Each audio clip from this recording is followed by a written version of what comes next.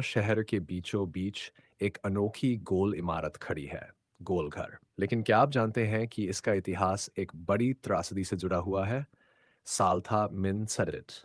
बंगाल, बिहार और उड़ीसा के बड़े हिस्से में भयंकर अकाल पड़ा था। लाखों लोग भूख से मर गए। उस वक्त भारत अंग्रेजों के अधीन था और ब्रिटिश ईस्ट इंडिया कंपनी यहाँ शासन कर रही थी।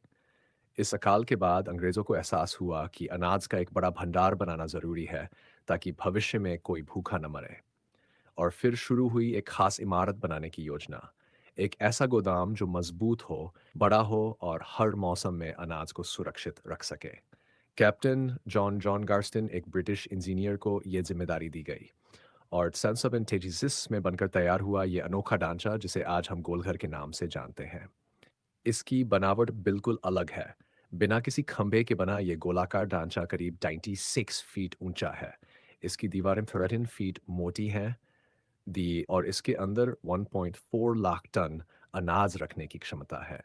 गोलघर की खासियत इसकी सीढ़ियां हैं, कुल गिरकोइपल सर्पिल सीढ़ियां जो बाहर की ओर बनी है। इसका डिजाइन ऐसा है कि मजदूर एक तरफ से चढ़कर ऊपर जाए और दूसरी ओर से नीचे उतरे, बिना टकराए लगातार तार काम करते रहें।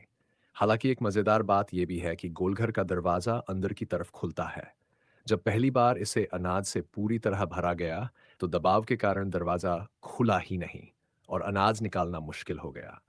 उसके बाद इसे कभी पूरी तरह नहीं भरा गया। आज गोलघर कोई गोदाम नहीं बल्कि इतिहास की एक पहचान है। इसकी छत से पटना शहर और गंगा नदी का सुंदर दृश्य दिखता है। पर्यटक यहाँ आते हैं, फोटो लेते हैं और इस इतिहास को महसूस करते हैं। गोलघर हमें याद दिलाता है कि कैसे एक त्रासदी ने एक सोच को जन्म दिया और उस सोच ने एक अद्भुत वास्तु को जन्म दिया। यह है गोलघर की कहानी, एक गोल इमारत जिसमें इतिहास के कई रहस्य छिपे हैं।